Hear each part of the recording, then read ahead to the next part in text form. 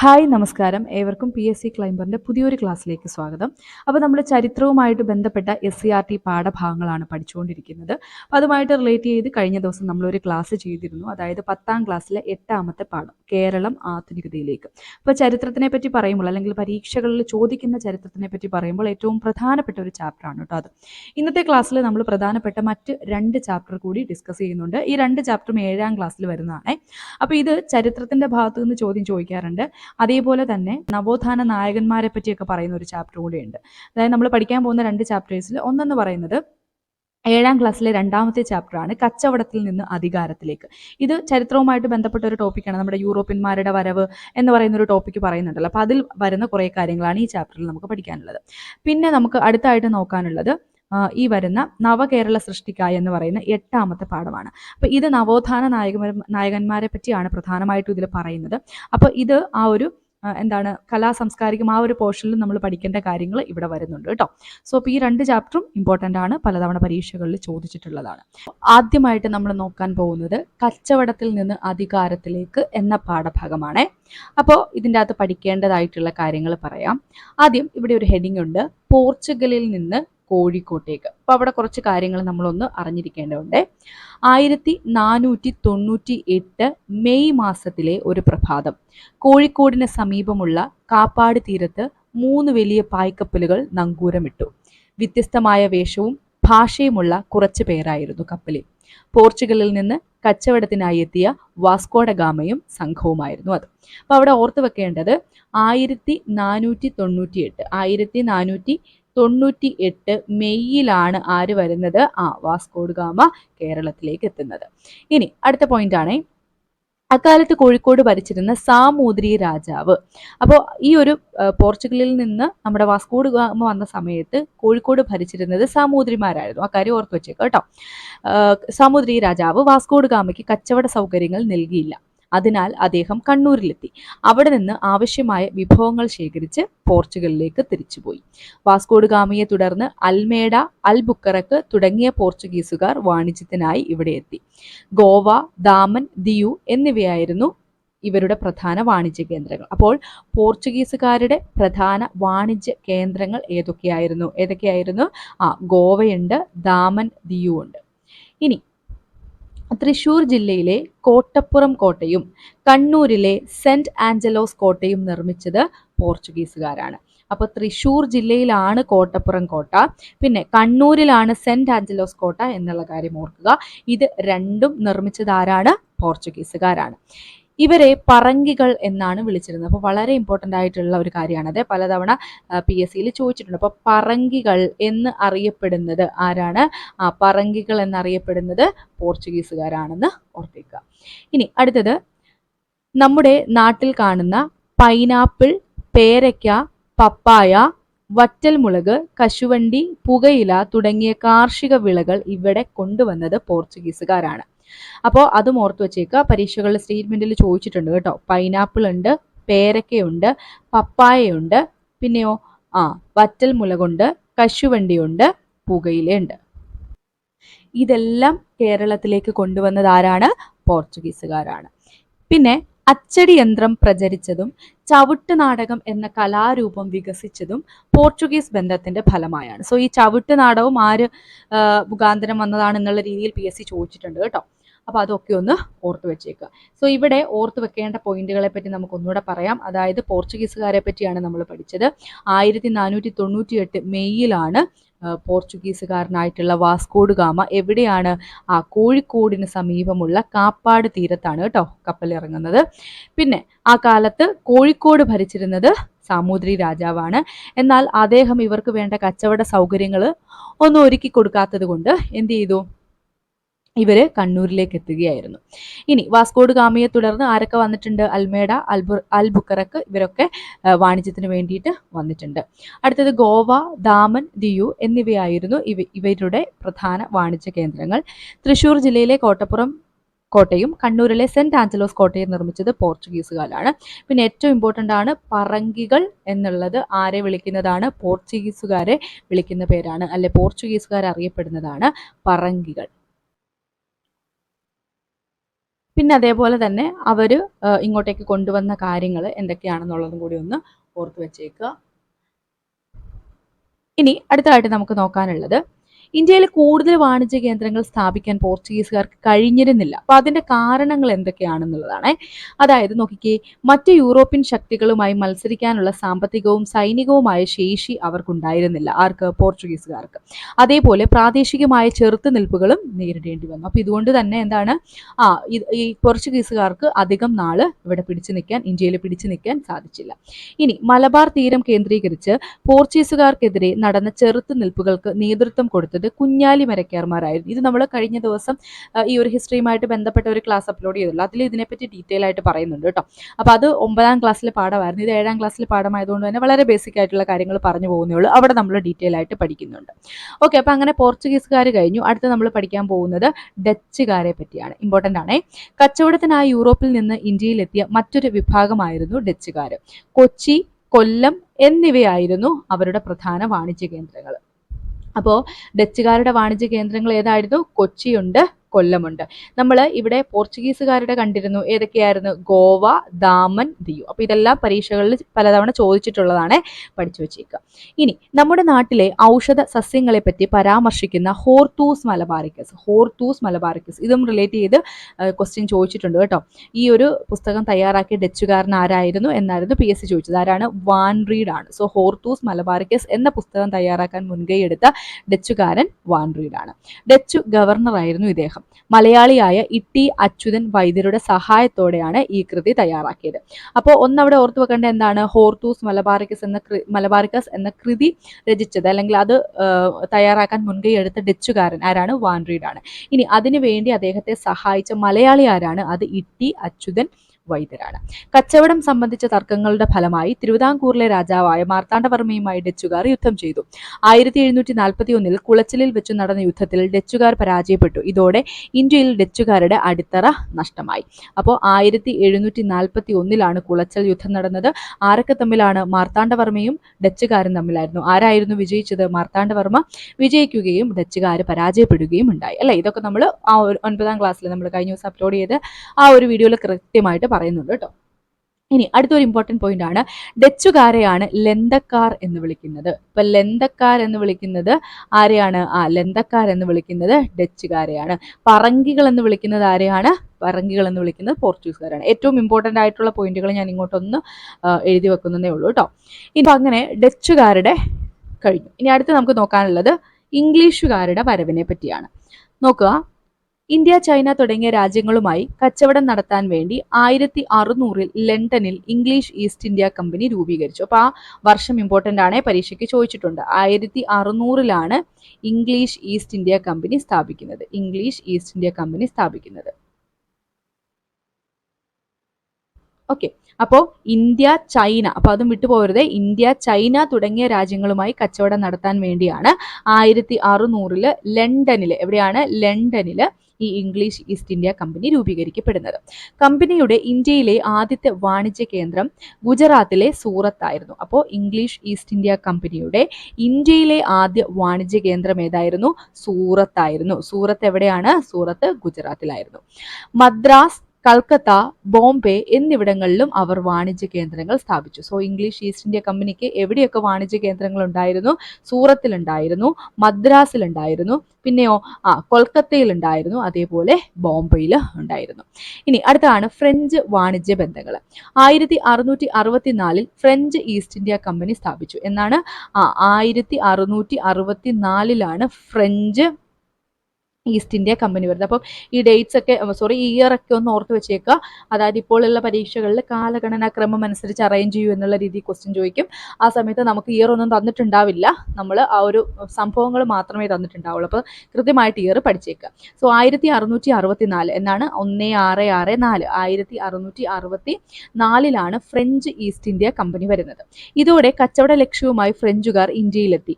പോണ്ടിച്ചേരി, മാഹി, കാരക്കൽ തുടങ്ങിയവയായിരുന്നു അവരുടെ പ്രധാന കച്ചവട കേന്ദ്രങ്ങൾ. സോ ഫ്രഞ്ചുകാരുടെ പ്രധാന കച്ചവട കേന്ദ്രങ്ങൾ എവിടെയൊക്കെയായിരുന്നു? പോണ്ടിച്ചേരി ഉണ്ട്, പിന്നെയോ മാഹി ഉണ്ട്, അതേപോലെ കാരക്കലുണ്ട്. പോണ്ടിച്ചേരി, മാഹി, കാരയ്ക്കൽ. ഇതൊക്കെയായിരുന്നു ഫ്രഞ്ചുകാരുടെ പ്രധാനപ്പെട്ട വാണിജ്യ കേന്ദ്രങ്ങൾ. ഇനി അടുത്തതാണ് കച്ചവടാധിപത്യത്തിന് വേണ്ടിയുള്ള മത്സരം. നോക്കാം. യൂറോപ്യൻ രാജ്യങ്ങൾ ഇന്ത്യയിൽ കച്ചവടാധിപത്യം നേടാൻ വേണ്ടി പരസ്പരം മത്സരിച്ചു. പോർച്ചുഗീസുകാരും ഡച്ചുകാരും തുടക്കത്തിലെ പരാജയപ്പെട്ടു. നമ്മൾ കണ്ടല്ലേ, മാർത്താണ്ഡവർമ്മയായിട്ട് ഡച്ചുകാർ പരാജയപ്പെട്ടതിനെ പറ്റിയൊക്കെ നമ്മൾ പറഞ്ഞു. പിന്നീട് ഇംഗ്ലീഷുകാരും ഫ്രഞ്ചുകാരും തമ്മിലായി മത്സരം. അവർ തമ്മിൽ നടത്തിയ മത്സരങ്ങളെ കർണാട്ടിക് യുദ്ധങ്ങൾ എന്ന് വിളിക്കുന്നു. ഈ യുദ്ധത്തിൽ ഫ്രഞ്ചുകാർ പരാജയപ്പെട്ടു. ഇപ്പൊ പരീക്ഷയ്ക്ക് ചോദിച്ചിട്ടുണ്ട്, കർണാട്ടിക് യുദ്ധങ്ങൾ ആര് തമ്മിലായിരുന്നു? ആര് തമ്മിലാണ്? ഇംഗ്ലീഷുകാരും അതേപോലെ ഫ്രഞ്ചുകാരും തമ്മിലാണ് കർണാട്ടിക് യുദ്ധങ്ങൾ നടന്നത്. ആരാണ് പരാജയപ്പെട്ടത്? ഫ്രഞ്ചുകാർ പരാജയപ്പെട്ടു, ഇംഗ്ലീഷുകാരാണ് വിജയിച്ചത്. ഇനി നോക്കിക്കേ, ഇംഗ്ലീഷ് ഈസ്റ്റ് ഇന്ത്യ കമ്പനി അധികാരത്തിലേക്ക്. അപ്പൊ അങ്ങനെ ഈ ഒരു കർണാട്ടിക് യുദ്ധത്തിൽ ഇംഗ്ലീഷുകാര് വിജയിച്ചതോടുകൂടി ഇംഗ്ലീഷ് ഈസ്റ്റ് ഇന്ത്യ കമ്പനി അധികാരത്തിൽ വന്നു. നോക്കാം. വാണിജ്യാധിപത്യത്തിന് വേണ്ടിയുള്ള മത്സരത്തിൽ വിജയിച്ച ഇംഗ്ലീഷ് ഈസ്റ്റ് ഇന്ത്യ കമ്പനിയുടെ അടുത്ത ലക്ഷ്യം അധികാരം നേടുക എന്നതായിരുന്നു. ബംഗാളിലായിരുന്നു കമ്പനി ആദ്യമായി അധികാരം നേടിയത്. അപ്പോൾ ഓർത്ത് വെച്ചോണേ, ഇംഗ്ലീഷ് ഈസ്റ്റ് ഇന്ത്യ കമ്പനി ആദ്യമായി അധികാരം നേടിയത്, വാണിജ്യബന്ധമൊന്നും അല്ല കേട്ടോ പറയുന്നത്, ആദ്യമായിട്ട് അധികാരം നേടിയത് എവിടെയാണ്? ബംഗാളിലാണ്. ഇനി കാർഷിക സമൃദ്ധിയും കച്ചവട സൗകര്യങ്ങളുമാണ് ബംഗാളിൽ അധികാരം നേടാൻ കമ്പനിയെ പ്രേരിപ്പിച്ചത്. സോ അവിടെ അധികാരം നേടാൻ ഈ ഒരു ഇംഗ്ലീഷ് ഈസ്റ്റ് ഇന്ത്യ കമ്പനിയെ പ്രേരിപ്പിച്ചത് എന്തൊക്കെയാണ്? കാർഷിക സമൃദ്ധിയും കച്ചവട സൗകര്യങ്ങളുമാണ്. 1757 ബംഗാളിലെ നവാബായിരുന്ന സിറാജ് ഉദ് ദൗലയെ പ്ലാസി യുദ്ധത്തിൽ ബ്രിട്ടീഷുകാർ പരാജയപ്പെടുത്തി. അപ്പൊ എന്നാണ് പ്ലാസി യുദ്ധം നടന്നത്? 1757 ആണ്, 1757. അപ്പൊ ആ യുദ്ധത്തോടു കൂടി ബംഗാളിലെ നവാബായിരുന്ന സിറാജ് ഉദ് ദൗലയെ പ്ലാസി യുദ്ധത്തിൽ ബ്രിട്ടീഷുകാർ പരാജയപ്പെടുത്തി.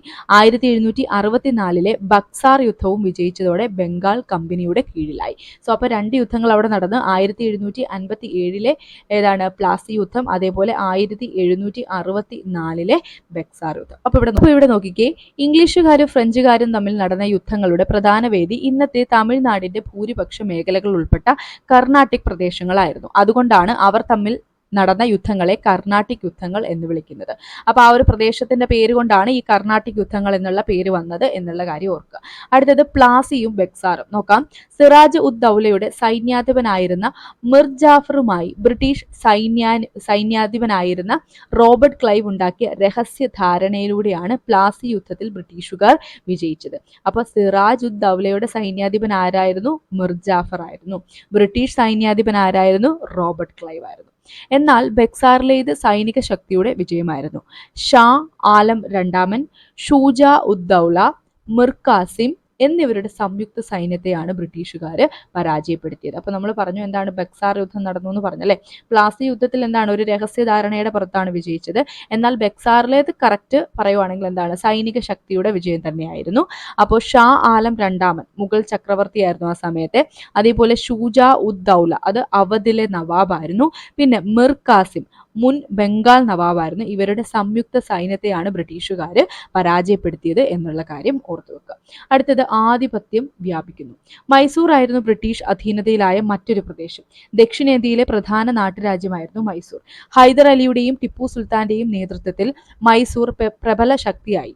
മൈസൂരിന്റെ ആധിപത്യം മലബാറിലേക്ക് വ്യാപിച്ചിരുന്നു. ഇത് ബ്രിട്ടീഷുകാരുടെ മലബാറിലെ കച്ചവടത്തിന് തടസ്സമായി. ഫ്രഞ്ചുകാരുമായി ടിപ്പു സുൽത്താൻ ഉണ്ടായ സൗഹൃദം മൈസൂർ കീഴടക്കാൻ ബ്രിട്ടീഷുകാരെ പ്രേരിപ്പിച്ചു. ബ്രിട്ടീഷുകാർക്കെതിരെ ധീരമായി പോരാടിയ ടിപ്പു സുൽത്താൻ 4ാമത്തെ മൈസൂർ യുദ്ധത്തിൽ മരണം വരിച്ചു. ഓർത്തു വെച്ചേക്കണേ, ടിപ്പു സുൽത്താൻ 4ാമത്തെ മൈസൂർ യുദ്ധത്തിലാണ് മരണം വരിച്ചത്. എത്രാമത്തെയാണ്? 4ാമത്തെ യുദ്ധത്തിലാണ്. മൈസൂർ യുദ്ധങ്ങളിലൂടെ മലബാർ, കൂർഗ് എന്നീ പ്രദേശങ്ങൾ ബ്രിട്ടീഷ് ആധിപത്യത്തിലായി. സോ മൈസൂർ യുദ്ധങ്ങളിലൂടെ ബ്രിട്ടീഷുകാർ ഏതൊക്കെ പ്രദേശങ്ങളാണ് പിടിച്ചെടുത്തത്? മലബാർ പിടിച്ചെടുത്തു, അതേപോലെ കൂർഗ് പിടിച്ചെടുത്തു. ആ കാര്യം പുറത്തു വെച്ചേക്കുക. അടുത്തത് ശ്രീരംഗപട്ടണം ഉടമ്പടി. കഴിഞ്ഞ ആ ഒരു ചാപ്റ്ററിൽ നമ്മൾ പറഞ്ഞിട്ടുണ്ടായിരുന്നു അല്ലെ. എന്തായിരുന്നു? മൈസൂരിൽ ആധിപത്യം സ്ഥാപിക്കാൻ ബ്രിട്ടീഷുകാർക്ക് 4 യുദ്ധങ്ങൾ നടത്തേണ്ടി വന്നു. 3ാം മൈസൂർ യുദ്ധത്തിന് ശേഷം ടിപ്പു സുൽത്താനുമായി ശ്രീരംഗപട്ടണത്ത് വെച്ച് ഒപ്പുവെച്ച ഉടമ്പടി അനുസരിച്ചാണ് മലബാർ ബ്രിട്ടീഷുകാർക്ക് ലഭിച്ചത്. അപ്പോൾ അതുകൂടെ അവിടെ ഓർത്തു വെച്ചേക്കുക. അതായത് എന്താണ്? 3ാം മൈസൂർ യുദ്ധത്തിന് ശേഷമാണ് ടിപ്പു സുൽത്താനുമായിട്ട് ഈ ഒരു ശ്രീരംഗപട്ടണം ഉടമ്പടി ഒപ്പുവെച്ചത്. പിന്നെ 4ാമത്തെ കാര്യം നമ്മൾ എന്താ പറഞ്ഞത്? അതായത് 4ാം മൈസൂർ യുദ്ധത്തിൽ ആണ് ടിപ്പു സുൽത്താൻ മരിക്കുന്നത്. ഓക്കെ, അപ്പോൾ അത്രയും കാര്യങ്ങൾ ഓർത്തു വെച്ചേക്കുക അവിടെ. ഇനി ഇവിടെ നോക്കാം, മറാത്ത പ്രദേശമായിരുന്നു ബ്രിട്ടീഷുകാരുടെ അടുത്ത ലക്ഷ്യം. മറാത്തികൾ ബ്രിട്ടീഷുകാരുടെ പരുത്തി കച്ചവടത്തിന് തടസ്സങ്ങൾ സൃഷ്ടിച്ചു. ഇത് മറാത്ത പ്രശ്നം കീഴടക്കാൻ ബ്രിട്ടീഷുകാരെ പ്രേരിപ്പിച്ചു.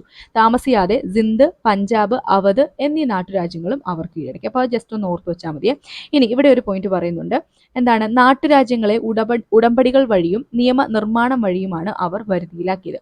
വെല്ലസി പ്രഭു നടപ്പിലാക്കിയ സൈനിക സഹായ വ്യവസ്ഥ. അപ്പം സൈനിക സഹായ വ്യവസ്ഥ നടപ്പിലാക്കിയത് ആരാണ്? വെല്ലസി പ്രഭുവാണ്. അതേപോലെ ഡൽഹൌസി പ്രഭു കൊണ്ടുവന്ന ദത്തവകാശ നിരോധന നിയമം എന്നിവ നാട്ടുരാജ്യങ്ങളെ വരുതിയിലാക്കുന്നതിൽ പ്രധാന പങ്ക് വഹിച്ചു. അപ്പോൾ അവിടെ ഓർത്തു വെക്കേണ്ടത്, അത് ഓർത്തു വെച്ചേക്കുക, വെല്ലസി പ്രഭുവാണ് സൈനിക സഹായ വ്യവസ്ഥ കൊണ്ടുവന്നത്, ഡൽഹൌസി പ്രഭുവാണ് ദത്തവകാശ നിരോധന നിയമം കൊണ്ടുവന്നത്. ഇനി ഏതൊക്കെ നാട്ടുരാജ്യങ്ങളാണ് സൈനിക സഹായ വ്യവസ്ഥയിൽ ഒപ്പുവെച്ചത്? ഹൈദരാബാദ് ഉണ്ട്, തഞ്ചാവൂർ ഉണ്ട്, ഇൻഡോർ ഉണ്ട്. ഹൈദരാബാദ്, തഞ്ചാവൂർ, ഇൻഡോർ ആണ് സൈനിക സഹായ വ്യവസ്ഥയിൽ ഒപ്പുവെച്ച നാട്ടുരാജ്യങ്ങൾ. അതേപോലെ ദത്തവകാശ നിരോധന നിയമപ്രകാരം സാമ്പൽപൂർ, സത്താറ, ഉദയ്പൂർ, ഝാൻസി, നാഗ്പൂർ എന്നീ നാട്ടുരാജ്യങ്ങൾ ബ്രിട്ടീഷുകാർ പിടിച്ചെടുത്തു. അപ്പോൾ ഏതൊക്കെയാണ്? സാമ്പൽപൂർ, സത്താറ, ഉദയ്പൂർ, ഝാൻസി, നാഗ്പൂർ. ഇതാണ് ദത്തവകാശ നിരോധന നിയമത്തിലൂടെ ബ്രിട്ടീഷുകാർ പിടിച്ചെടുത്തത്. 1857 ആയപ്പോഴേക്കും ഇന്ത്യയുടെ ഭൂരിഭാഗം പ്രദേശങ്ങളും ബ്രിട്ടീഷ് അധീനതയിലായി. ബ്രിട്ടീഷ് അധീനതയിൽ വന്ന പ്രദേശങ്ങളിൽ ഏകീകൃത ഭരണം നടപ്പിലാക്കി. അപ്പോൾ അത്രയും കാര്യങ്ങൾ അവിടെ പഠിക്കാനുള്ളൂ. വളരെ കുറച്ച് കാര്യങ്ങളേ ഉള്ളൂ, എന്നാൽ ഇത് പരീക്ഷകളിൽ ചോദിച്ചിട്ടുള്ളതുമാണ്. അപ്പോൾ അടുത്തതായിട്ട് നമുക്ക് നോക്കാനുള്ളത് 8ാമത്തെ പാഠമാണ് നവകേരള സൃഷ്ടിക്കായി. അപ്പോൾ നോക്കാം. അപ്പോൾ ഇതിൽ ആദ്യം തന്നെ കുമാരനാശാന്റെ ദുരവസ്ഥയിൽ നിന്നുള്ള ഏതാനും ഭാഗങ്ങൾ പറയുന്നുണ്ട്. അപ്പോൾ അവിടെ ഒന്ന് ഓർത്ത് വെച്ചേക്കുക, ഈ ഒരു ഇത് തന്നിട്ട് ഇത് ആരുടെ കൃതിയാണ് എന്നുള്ള രീതിയിൽ ചോദിക്കാം. കുമാരനാശാന്റെ ആണ്. ഏത് കൃതിയിൽ നിന്ന് എടുത്തതാണ് എന്നുള്ള രീതിയിലും ചോദിക്കാം. ഏതിൽ നിന്നാണ്? ദുരവസ്ഥയിൽ നിന്നാണ്. അപ്പോൾ നോക്കാം.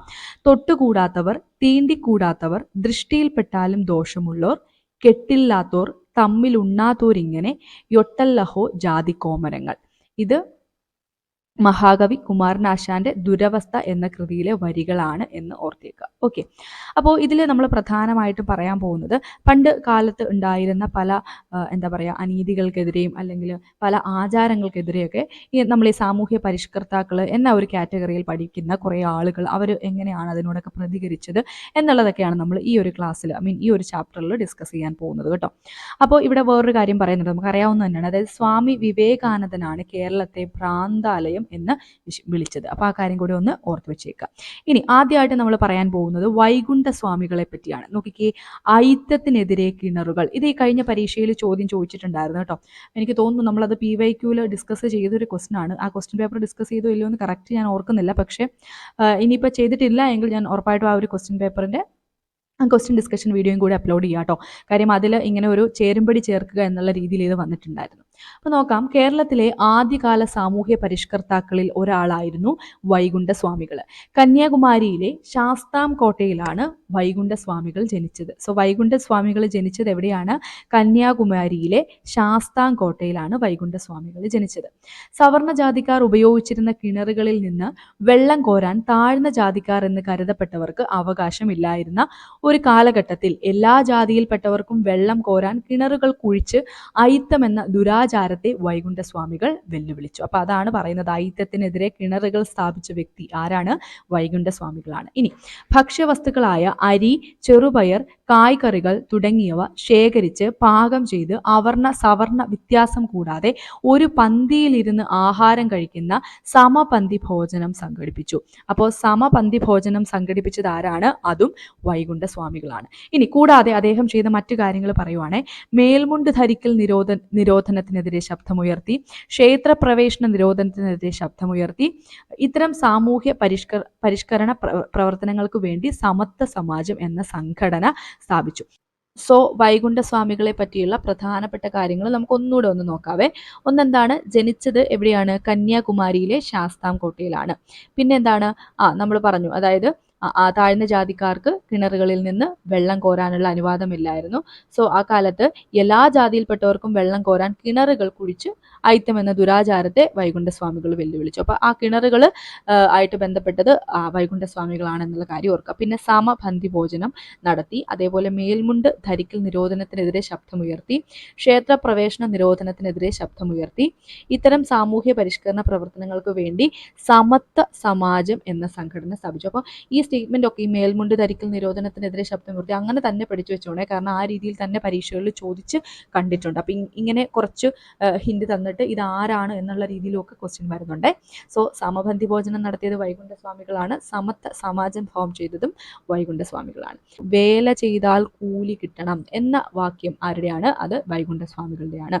ബ്രിട്ടീഷുകാരുടെ ഭരണത്തെ വെണ്ണീച ഭരണം, പ്രീവിയസ് ഇയർ ക്വസ്റ്റ്യൻ ആണ്, ചോദിച്ചിട്ടുണ്ട്, 2024 ചോദിച്ചിട്ടുണ്ട്. അപ്പോൾ ബ്രിട്ടീഷുകാരുടെ ഭരണത്തെ വെണ്ണീച ഭരണം എന്ന് വിളിച്ചത് വൈകുണ്ഠസ്വാമികളാണ്.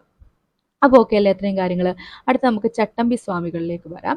ചട്ടമ്പി സ്വാമികൾ ഇപ്പോൾ നടക്കുന്ന പരീക്ഷകളിൽ സ്ഥിരം ചോദിക്കാറുണ്ട് കേട്ടോ. നോക്കാം. ജാതിമത വർഗ വിവേചനത്തിനതീതമായി മനുഷ്യ സമൂഹത്തിന്റെ ക്ഷേമവും ഐശ്വര്യവും ലക്ഷ്യമാക്കി പ്രവർത്തിച്ച മനുഷ്യസ്നേഹിയായിരുന്നു ചട്ടമ്പി സ്വാമികൾ.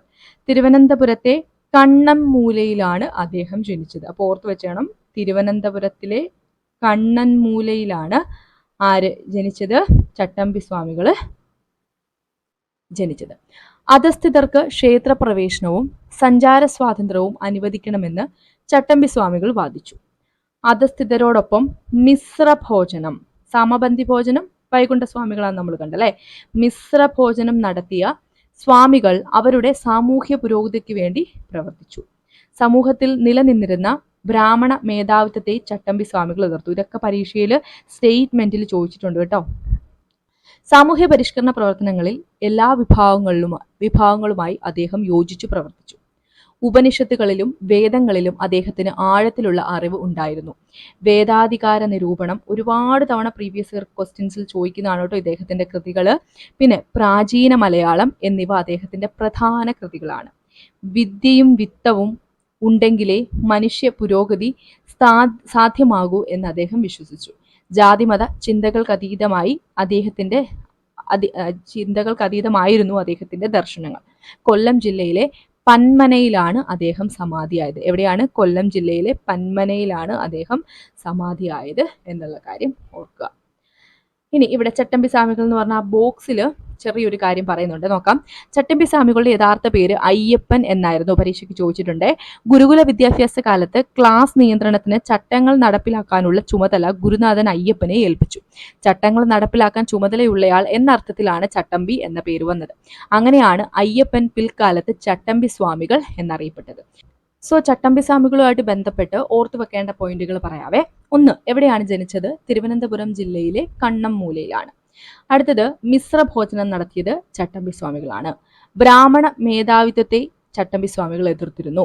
ഇദ്ദേഹത്തിന്റെ പ്രധാനപ്പെട്ട 2 കൃതികളാണ് വേദാധികാര നിരൂപണവും പ്രാചീന മലയാളവും. പിന്നെ അദ്ദേഹത്തിന്റെ യഥാർത്ഥ പേര് അയ്യപ്പൻ എന്നായിരുന്നു. വിദ്യയും വിത്തവും ഉണ്ടെങ്കിലേ മനുഷ്യ പുരോഗതി സാധ്യമാകൂ എന്ന് അഭിപ്രായപ്പെട്ടതാരാണ്? ചട്ടമ്പി സ്വാമികളാണ്. അദ്ദേഹത്തിന്റെ സമാധി കൊല്ലം ജില്ലയിലെ പന്മനയിലാണ്. അപ്പൊ ഇത്രയും കാര്യങ്ങൾ ഓർത്തു വെച്ചേക്കാം. അടുത്തത്, വിദ്യ കൊണ്ട് പ്രബുദ്ധരാകുക. ഒരു ജാതി, ഒരു മതം, ഒരു ദൈവം മനുഷ്യന്. മതമേതായാലും മനുഷ്യൻ നന്നായാൽ മതി. അതേപോലെ വിദ്യ കൊണ്ട് പ്രബുദ്ധരാവുക, സംഘടന കൊണ്ട് ശക്തരാകുക. പിന്നെ അടുത്തൊരു കോട്ടാണ്, മനുഷ്യരുടെ വേഷം, ഭാഷ, മതം എന്നിവ വ്യത്യസ്തമായാലും അവരുടെ ജാതി ഒന്നായതുകൊണ്ട് അന്യോന്യം വിവാഹവും പന്തിഭോജനവും ചെയ്യുന്നതിന് യാതൊരു ദോഷവുമില്ല. അപ്പം ഇതെല്ലാം ഇത് ഞാൻ എടുത്ത് വായിക്കാൻ കാര്യം ഇത് ഇമ്പോർട്ടൻ്റ് ആണ്, പലതവണ പരീക്ഷകളിൽ ചോദിച്ചിട്ടുണ്ട്. ശ്രീനാരായണ ഗുരുവിന്റെ കാഴ്ചപ്പാടുകളാണ് ഈ പറഞ്ഞിട്ടുള്ളത്. അപ്പോൾ ഓരോന്നും പഠിച്ചു വെച്ചേക്കുക. എന്താണ്? ഒരു ജാതി, ഒരു മതം, ഒരു ദൈവം മനുഷ്യന് എന്ന് പറഞ്ഞത് ശ്രീനാരായണ ഗുരുവാണ്. മതമേതായാലും മനുഷ്യൻ നന്നായാൽ മതി എന്ന് പറഞ്ഞു. വിദ്യ കൊണ്ട് പ്രബുദ്ധരാവുക, സംഘടന കൊണ്ട് ശക്തരാകുക എന്ന് പറഞ്ഞു. പിന്നെയോ, മനുഷ്യരുടെ വേഷം, ഭാഷ, മതം എന്നിവ വ്യത്യസ്തമായാലും അവരുടെ ജാതി ഒന്നായതുകൊണ്ട് അന്യോന്യം വിവാഹവും പന്തിഭോജനവും ചെയ്യുന്നതിന് യാതൊരു ദോഷവുമില്ലെന്ന് പറഞ്ഞു. ജാതി വ്യവസ്ഥ ഇല്ലാതാക്കുക എന്നതായിരുന്നു ഗുരുവിന്റെ പ്രവർത്തനങ്ങളുടെ പ്രധാന ലക്ഷ്യം. സർവമത സാഹോദര്യത്തിനു വേണ്ടി അദ്ദേഹം ഏറെ പ്രയത്നിച്ചു. ആലുവയിൽ അദ്ദേഹം വിളിച്ചു ചേർത്ത സർവമത സമ്മേളനത്തിന്റെ കവാടത്തിൽ ഗുരു ഇങ്ങനെ കുറിച്ചു: വാദിക്കാനും ജയിക്കാനുമല്ല, അറിയാനും അറിയിക്കുവാനുമാണ് ഈ സമ്മേളനം. അപ്പോൾ ആലുവയിൽ വെച്ച് സർവമത സമ്മേളനത്തിൽ ഗുരു കുറിച്ചു വെച്ച വാക്കുകളാണ്. വാദിക്കുവാനും ജയിക്കാനുമല്ല, അറിയാനും അറിയിക്കുവാനുമാണ് ഈ സമ്മേളനം. അടുത്തത്, മനുഷ്യത്വമാണ് മനുഷ്യന്റെ ജാതി എന്ന ഗുരുവിന്റെ പ്രഖ്യാപനം കേരളീയ സമൂഹത്തിൽ നവചലനങ്ങൾ സൃഷ്ടിച്ചു. ഒരു പരിഷ്കൃത സമൂഹത്തെ രൂപപ്പെടുത്തുക എന്നതായിരുന്നു ഗുരുവിന്റെ ലക്ഷ്യം. ഇതൊരു പ്രീവിയസ് ഇയർ ക്വസ്റ്റൻ ആണ്. മനുഷ്യത്വമാണ് മനുഷ്യന്റെ ജാതി എന്ന് പറഞ്ഞ സാമൂഹ്യ പരിഷ്കർത്താവ് ആരാണ്? ശ്രീനാരായണ ഗുരുവാണ്. അധസ്ഥിത ജനതയുടെ സാമൂഹ്യ ഉന്നമനം ആശയം പ്രചരണങ്ങളിലൂടെ മാത്രം നേടാവുന്ന ഒന്നല്ല എന്ന് ഗുരുവിന് അറിയാമായിരുന്നു. ദാരിദ്ര്യ നിർമ്മാർജ്ജന പരിപാടികളിലൂടെ സാമൂഹ്യ മാറ്റത്തിന് പ്രായോഗികമായി ഗുരു ശ്രമിച്ചു. വ്യവസായശാലകൾ സ്ഥാപിച്ചു ജനങ്ങൾക്ക് ജോലി നൽകാൻ അദ്ദേഹം നിർദ്ദേശിച്ചു. അക്കാലത്ത് നിലനിന്നിരുന്ന പുളികുടി, തിരണ്ടു കല്യാണം, താലികെട്ട് കല്യാണം തുടങ്ങിയ ദുരാചാരങ്ങൾക്കെതിരെ അദ്ദേഹം ജനങ്ങളെ ബോധവൽക്കരിച്ചു. ആർഭാടവും അമിത വ്യയവും ഒഴിവാക്കി ലളിത ജീവിതം നയിക്കാൻ ഉപദേശിച്ചു. ഗുരു സന്ദേശങ്ങൾ പ്രചരിപ്പിക്കുവാനും നടപ്പിലാക്കാനും വേണ്ടി 1903 സ്ഥാപിക്കപ്പെട്ടതാണ് ശ്രീനാരായണ ധർമ്മ പരിപാലന യോഗം. അപ്പോൾ 1903 SNTP സ്ഥാപിതമായത്, ശ്രീനാരായണ ധർമ്മ പരിപാലന യോഗം സ്ഥാപിതമായത്. തിരുവനന്തപുരം ജില്ലയിലെ ചെമ്പഴന്തിയിലാണ് ശ്രീനാരായണ ഗുരു ജനിച്ചത്. അപ്പൊ എവിടെയാണ്? തിരുവനന്തപുരം ജില്ലയിലെ ചെമ്പഴന്തിയിലാണ് ഗുരു ജനിച്ചത്. ആത്മോപദേശ ശതകം, ദർശനമാല, ദൈവദശകം എന്നിവ ഗുരുവിന്റെ പ്രധാന കൃതികളാണ്. ഏതൊക്കെയുണ്ട്? ആത്മോപദേശ ശതകം, ദർശനമാല, ദൈവദശകം. അപ്പൊ നിങ്ങൾ എക്സ്ട്രാ ആയിട്ട് റാങ്ക് ഫയലുകളൊക്കെ നോക്കി ഈ ശ്രീനാരായണ ഗുരുവിന്റെയും അതേപോലെ ചട്ടമ്പി സ്വാമികളുടെയും ഒക്കെ കൃതികൾ പഠിച്ചു വെക്കണം കേട്ടോ. അതിൽ പലതും ചോദിച്ചിട്ടുണ്ട്. സാമൂഹ്യ നവോത്ഥാന രംഗത്ത് ഗുരുവിന്റെ സംഭാവനകൾ രവീന്ദ്രനാഥ ടാഗോർ, മഹാത്മാഗാന്ധി തുടങ്ങിയവരുടെ പ്രശംസയ്ക്ക് പാത്രമായി. ഇനി ഇവിടെ ഈ ബോക്സ് തന്നിരിക്കുന്ന കാര്യം കൂടെ നോക്കാവേ. ശ്രീനാരായണ ഗുരു നടത്തിയ ക്ഷേത്ര പ്രതിഷ്ഠകൾ ജാതി വ്യവസ്ഥയുടെ അടിത്തറ ഇളക്കുന്നതായിരുന്നു. അരുവിപ്പുറത്തെ ശിവലിംഗ പ്രതിഷ്ഠ, കാരമുക്ക് ക്ഷേത്രത്തിലെ ദീപപ്രതിഷ്ഠ, ശിവഗിരിയിലെ ശാരദാ പ്രതിഷ്ഠ എന്നിവ അവയിൽ പ്രധാനപ്പെട്ടതായിരുന്നു. ആലപ്പുഴ ജില്ലയിലെ കളവൻകോടത്തായിരുന്നു ഗുരു നടത്തിയ അവസാന പ്രതിഷ്ഠ. സോ എവിടെയാണ്? ഏത് ജില്ലയിൽ വെച്ചിട്ടാണ്? ആലപ്പുഴ ജില്ലയിലെ കളവൻകോടായിരുന്നു ശ്രീനാരായണ ഗുരു അവസാനത്തെ പ്രതിഷ്ഠ നടത്തിയത്. ഓം എന്നെഴുതിയ കണ്ണാടിയാണ് അവിടെ പ്രതിഷ്ഠിച്ചത്. ക്ഷേത്രങ്ങളുടെ ഇതിന് തുല്യമായ പ്രാധാന്യം വിദ്യാലയങ്ങൾക്കും നൽകിയ ഗുരു ഇങ്ങനെ പറഞ്ഞു: ഇനി ക്ഷേത്ര നിർമ്മാണമല്ല, വിദ്യാലയ നിർമ്മാണമാണ് ജനതയ്ക്ക് വേണ്ടത്. പ്രധാന ദേവാലയം വിദ്യാലയം തന്നെയാകണം. അപ്പോൾ ഇങ്ങനെ അഭിപ്രായപ്പെട്ടത് ആരാണ്? ശ്രീനാരായണ ഗുരുവാണ്. എന്താണ് പറഞ്ഞത്? ഇനി ക്ഷേത്ര നിർമ്മാണമല്ല, വിദ്യാലയ നിർമ്മാണമാണ് ജനതയ്ക്ക് വേണ്ടത്. പ്രധാന ദേവാലയം വിദ്യാലയം തന്നെയാകണം. അടുത്തത്, വിദ്യാഭ്യാസം, സാമൂഹ്യ മൂലധനം. അയ്യങ്കാളിയെ പറ്റി കുറച്ച് കാര്യങ്ങൾ പറയുവാണേ. അധസ്ഥിതരുടെ ഉന്നമനത്തിനു വേണ്ടി പ്രയത്നിച്ച പരിഷ്കർത്താവായിരുന്നു അയ്യങ്കാളി. സാമൂഹ്യ അസമത്വങ്ങൾ പരിഹരിക്കാനും അധസ്ഥിതരുടെ സാമൂഹ്യ നില മെച്ചപ്പെടുത്തുന്നതിനുമുള്ള ഒരു മൂലധനമാണ് വിദ്യാഭ്യാസമെന്ന് അദ്ദേഹം തിരിച്ചറിഞ്ഞു. അദ്ദേഹം 1904 അധസ്ഥിതർക്ക് മാത്രമായി ഒരു വിദ്യാലയം ആരംഭിച്ചു. ഞങ്ങളുടെ കുട്ടികൾക്ക് പഠിക്കാൻ സൗകര്യം നൽകിയില്ലെങ്കിൽ കാണായ പാഠങ്ങളിലെല്ലാം മുട്ടിപ്പുല്ല് കുരിപ്പിക്കും. അധസ്ഥിത വിഭാഗത്തിലെ വിദ്യാർത്ഥികൾക്ക് വിദ്യാഭ്യാസം നിഷേധിച്ചപ്പോൾ അയ്യങ്കാളി നടത്തിയ പ്രഖ്യാപനമാണ്. ഒരു പരീക്ഷയിൽ ഈ ഒരു പ്രഖ്യാപനം തന്നിട്ട് ഇത് ആര് നടത്തിയതാന്നുള്ള രീതി ചോദിച്ചിട്ടുണ്ട്. അപ്പോൾ ഓർത്ത് വെച്ചേക്ക്, ഞങ്ങളുടെ കുട്ടികൾക്ക് പഠിക്കാൻ സൗകര്യം നൽകിയില്ലെങ്കിൽ കാണായ പാഠങ്ങളിലെല്ലാം മുട്ടിപ്പുല്ല് കുരിപ്പിക്കും എന്ന പ്രഖ്യാപനം നടത്തിയത് അയ്യങ്കാളിയാണ്. തിരുവനന്തപുരം ജില്ലയിലെ വെങ്ങാനൂരിലാണ് അദ്ദേഹം ജനിച്ചത്. അപ്പൊ എവിടെയാണ്? തിരുവനന്തപുരം ജില്ലയിലെ വെങ്ങാനൂരിലാണ് അയ്യങ്കാളി ജനിച്ചത്. സാമൂഹ്യ പരിഷ്കരണ പ്രവർത്തനങ്ങൾക്ക് വേണ്ടി അദ്ദേഹം സ്ഥാപിച്ച സംഘടനയാണ് സാധുജന പരിപാലന സംഘം. സോ സാധുജന പരിപാലന സംഘം സ്ഥാപിച്ചത് ആര് എന്ന് PSC ചോദിച്ചിട്ടുണ്ട്. അയ്യങ്കാളിയാണ്. അവർണ ജാതിക്കാർക്ക് പൊതുനിരത്തുകളിലൂടെ സഞ്ചാര സ്വാതന്ത്ര്യം, അധസ്ഥിത വിഭാഗത്തിൽപ്പെട്ട കുട്ടികൾക്ക് സ്കൂൾ പ്രവേശനം, തൊഴിലെടുക്കുന്നവർക്ക് കൂലി വർധന എന്നിവ ഈ സംഘടനയുടെ ലക്ഷ്യങ്ങളായിരുന്നു. ഏത് സംഘടനയുടെ? സാധുജന പരിപാലന സംഘത്തിന്റെ ലക്ഷ്യങ്ങളായിരുന്നു. അപ്പൊ അത് ഓർത്തു വെച്ചേക്ക് കേട്ടോ. ഇനി അധസ്ഥിത വിഭാഗങ്ങളുടെ നേതാവ് എന്ന നിലയിൽ പ്രസിദ്ധനായ അയ്യങ്കാളി ശ്രീമൂലം പ്രജാസഭയിൽ അംഗമായി. അയ്യങ്കാളിയുടെ പ്രവർത്തനങ്ങളെ ഗാന്ധിജി പ്രകീർത്തിച്ചു. സോ അയ്യങ്കാളി ശ്രീമൂലം പ്രജാസഭയിൽ അംഗമായിരുന്നു എന്നുള്ള കാര്യം ഒന്ന് ഓർത്തു വെച്ചേക്കാം. ഇനി അടുത്ത വളരെ പ്രധാനപ്പെട്ട PSC എപ്പോഴും ചോദിക്കാറുള്ളതാണ്, വില്ലുവണ്ടി യാത്ര നടത്തിയ സാമൂഹ്യ പരിഷ്കർത്താവ്, കല്ലുമാല സമരം നയിച്ച സാമൂഹ്യ പരിഷ്കർത്താവ് ആരാണ്? രണ്ടും ഉത്തരം അയ്യങ്കാളിയാണ്. അപ്പൊ നോക്കാം. വില്ലുവണ്ടിയിലെ ചരിത്രയാത്ര. 1893 വെങ്ങാനൂരിലെ പൊതുവഴിയിലൂടെ ഒരു വില്ലുവണ്ടിയിൽ യാത്ര ചെയ്ത് അയ്യങ്കാളി സാമൂഹ്യ വിലക്കുകളെ ലംഘിച്ചു. അധസ്ഥിതരുടെ സഞ്ചാര സ്വാതന്ത്ര്യത്തിന് തുടക്കം കുറിച്ച അയ്യങ്കാളി തിരുവിതാംകൂറിലെ മുഖ്യ നിരത്തുകളിലൂടെ വില്ലുവണ്ടിയിൽ സഞ്ചരിച്ച് ചരിത്രം സൃഷ്ടിച്ചു. അപ്പൊ എന്നാണ്? 1893 വില്ലുവണ്ടി യാത്ര നടത്തിയത് അയ്യങ്കാളിയാണ്. അടുത്ത കല്ലുമാല സമരം നോക്കാം. അധസ്ഥിത വിഭാഗത്തിൽപ്പെട്ട സ്ത്രീകൾ കല്ലുമാല ആഭരണമായി ധരിക്കുന്നവരായിരുന്നു. കീഴായ്മയുടെ ചിഹ്നമായ കല്ലുമാല വലിച്ചെറിയാൻ അയ്യങ്കാളി അവരോട് അഭ്യർത്ഥിച്ചു. അങ്ങനെ അവർ വലിച്ചെറിഞ്ഞ കല്ലുമാലകൾ നാലഞ്ചടി ഉയരത്തിൽ കുമിഞ്ഞുകൂടി. അപ്പൊ ഇതാണ് കല്ലുമാല സമരം നയിച്ചത് അയ്യങ്കാളിയാണ്. അപ്പോൾ ഓക്കെ അല്ലേ. ഇനി അടുത്തത് മാറ്റങ്ങൾ തൂലികയിലൂടെ എന്ന ഹെഡിങ് കണ്ടോ. ഇതിലും കുറച്ച് കാര്യങ്ങൾ പഠിക്കാനുണ്ട്. നോക്കിക്കേ, സമ്പന്നർ പാവങ്ങൾക്ക് വിദ്യാഭ്യാസം നൽകാനുള്ള ചെലവ് വഹിക്കുകയും അവർക്ക് ഉന്നത വിദ്യാഭ്യാസം ലഭ്യമാക്കാൻ സഹായിക്കുകയും വേണം. വക്കം അബ്ദുൾ ഖാദർ മൗലയുടെ വാക്കുകളാണ് കേട്ടോ. അതേപോലെ മതവിദ്യാഭ്യാസത്തോടൊപ്പം ഭൗതിക വിദ്യാഭ്യാസവും നേടിയെങ്കിലേ മനുഷ്യ പുരോഗതി സാധ്യമാവുകയുള്ളൂ.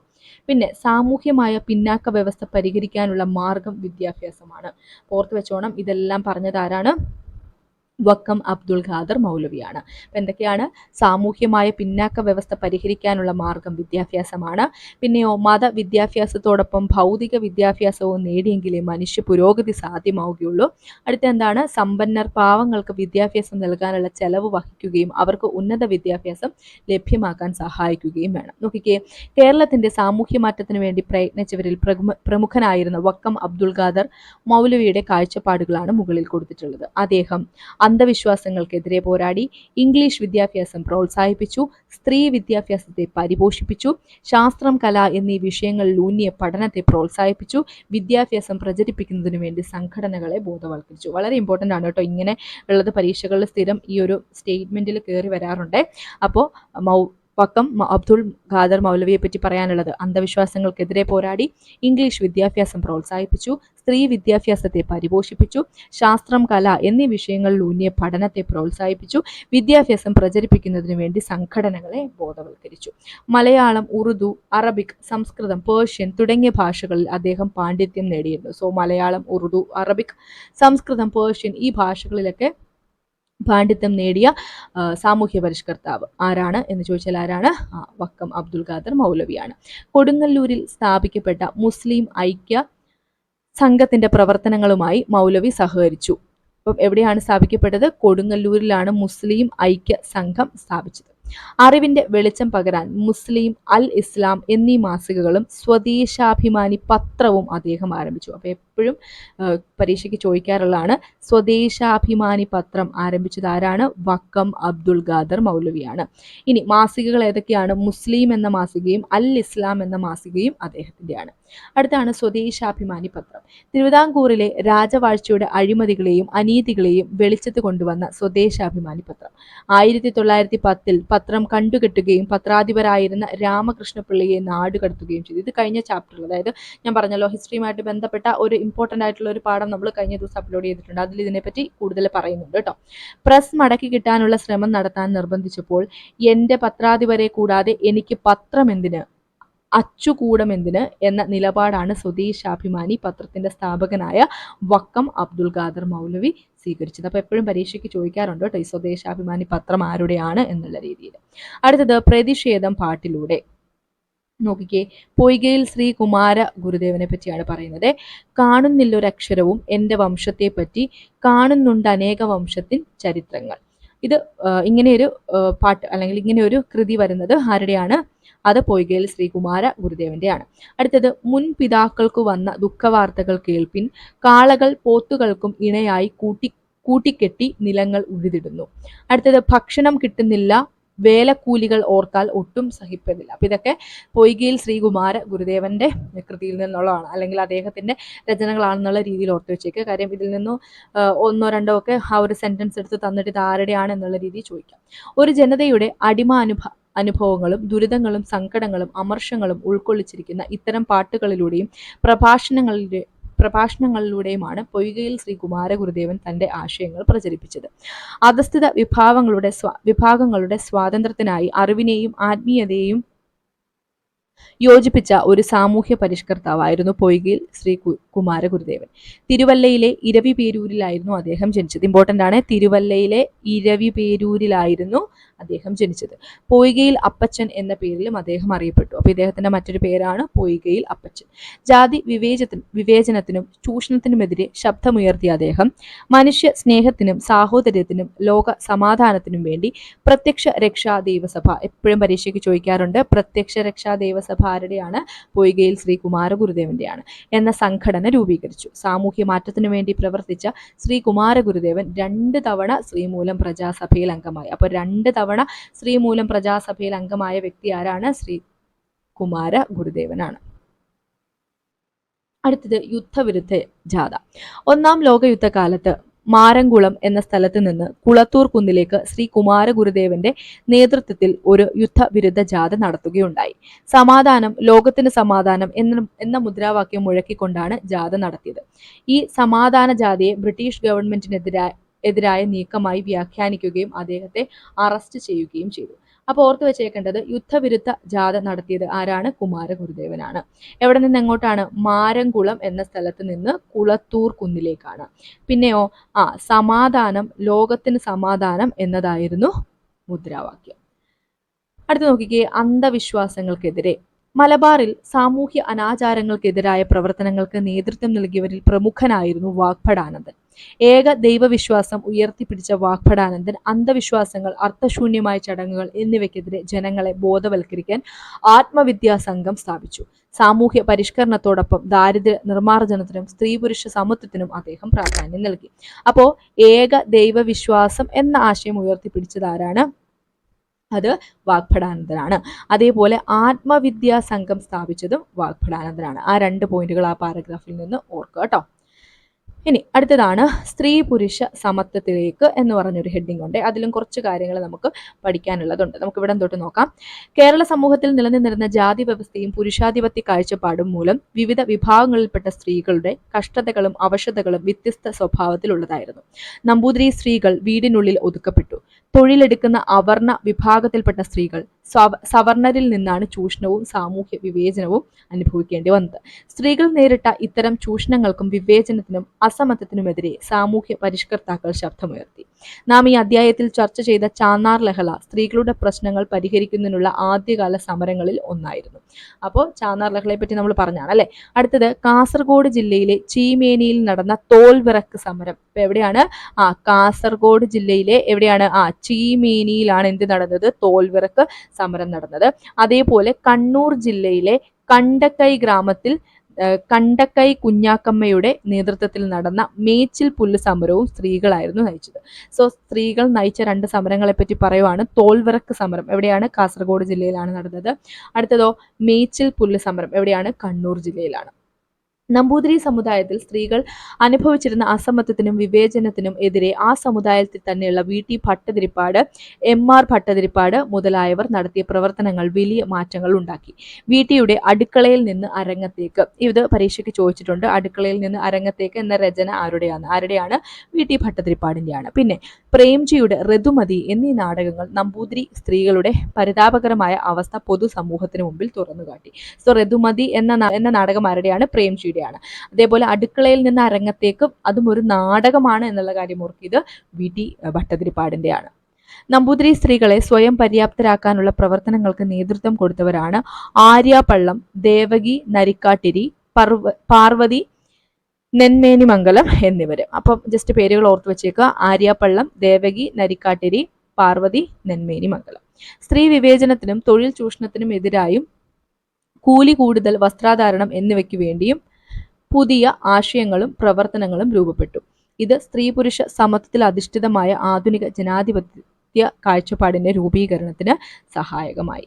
അപ്പോൾ അത്രയും കാര്യങ്ങൾ മാത്രമാണ് കേട്ടോ ഈ ഒരു ചാപ്റ്ററിൽ നമുക്ക് പഠിക്കാനുള്ളത്. അപ്പോൾ ഈ 2 ചാപ്റ്ററും ക്ലിയർ ആയെന്ന് വിചാരിക്കുന്നു. നമുക്ക് ക്ലാസ് വൈൻഡപ്പ് ചെയ്യാം. താങ്ക്